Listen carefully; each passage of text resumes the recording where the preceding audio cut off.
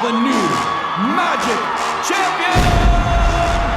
Oh snap, it's back! The Magic the Gathering Pro Tour is back! It's actually back! No, not a new league or Mythic Championship or Mythic Invitational or Mythic Arena or Mythic, it's the Pro Tour, the thing that has been a part of Magic the Gathering since 1996 and was unceremoniously dismantled and thrown away due to the success of Magic Arena's beta client. Gee, it sure was smart putting all of our eggs in that basket. Well, now, just like Friday Night Magic promos, core sets, game day, standard rotation, and half a dozen other things that Wizards of the Coast decided to muck about with, only to eventually come to the conclusion that maybe these things have been around so long for a reason, the Pro Tour is back. Huge kudos to Wizards of the Coast for finally fixing the problem they themselves created.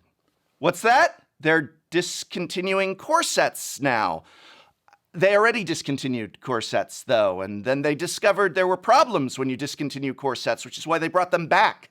So was it a mistake to bring core sets back, or a mistake to discontinue them the first time, which is why they brought them back? Well, they're discontinuing core sets again. They'll be back, probably. And the actual creator of Magic will also know. Because when you're the world's #1 Magic player, the world will know. This time, the world will really know your name, because the whole premise of competitive Magic, that is a system open for everyone, where everyone has a clear path to the Pro Tour, is an integral part of the returning Pro Tour system. Best of all, like New Capenna pre-release, it all starts at your local game store. As opposed to the incredibly confusing MPL qualification system, Mythic Championships, Rivals Leagues, Mythic whatevers, and all the other mess that I still couldn't properly explain to you, the Magic the Gathering Pro Tour has a clear, concise path for aspiring pros to follow. It does indeed all start at your local game store, which is where you'll battle it out to earn qualification to regionals. Regional events sound strikingly similar to GPs. They'll be 2 to 3 day events and have last chance qualifiers, so they are at least reminiscent of Grand Prix, though not identical to them. This is still one aspect that's a little nebulous. I'll talk more about that in a few. It's at these regional tournaments where players will compete to qualify for the Pro Tour. There will be a total of 3 Pro Tours a season, each with $500,000 on the line. Worlds is also back, and bursting at the seams with $1 million in cash prizes. We're even bringing back the Hall of Fame! All of these events are paper Magic. Arena will have a path to the Pro Tour, which is actually a good thing, but despite those really weird advertisements from about a year ago, a table is required for the Pro Tour and Worlds.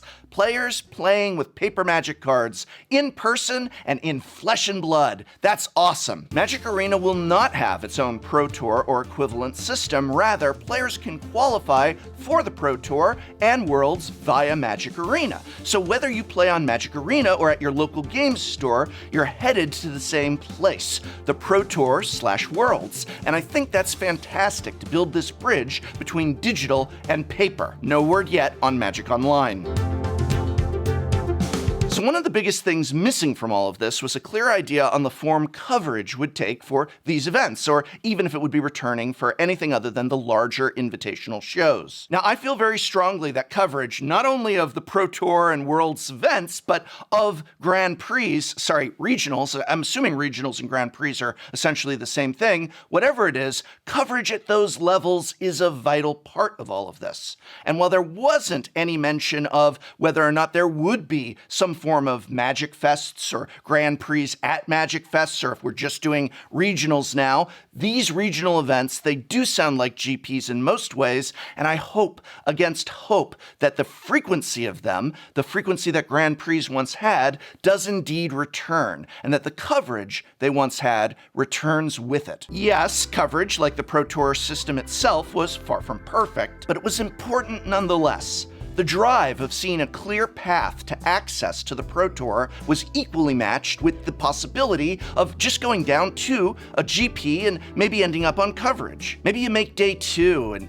you get to rub shoulders and sling spells with the established greats. And if we end up just having a few high-end events for the most elite of the elite, a lot of that importance of the pro circuit is lost. The MPL and Mythic whatevers hopefully demonstrated that just getting a bunch of high-profile players together as a spectacle did not accomplish anywhere close to what regular Grand Prix coverage did for the drive and push of competitive Magic. And while it's easy to sit back and shake our heads at what was often low-quality cameras and far too frequent silent lulls, the purpose was less to attract people to the game of Magic because they loved watching the spectacle of Magic gameplay, and more the aim to attract people to the game of Magic because of the tantalizing prospect of maybe being a part of it. And if that's not your jam, that's fine. That's what Commander's for, or side games of Pauper, or getting artist signatures, or picking up cards to bling out your deck with. The centerpiece of a Grand Prix event with coverage served as a kind of heartline to the larger ecosystem of Magic.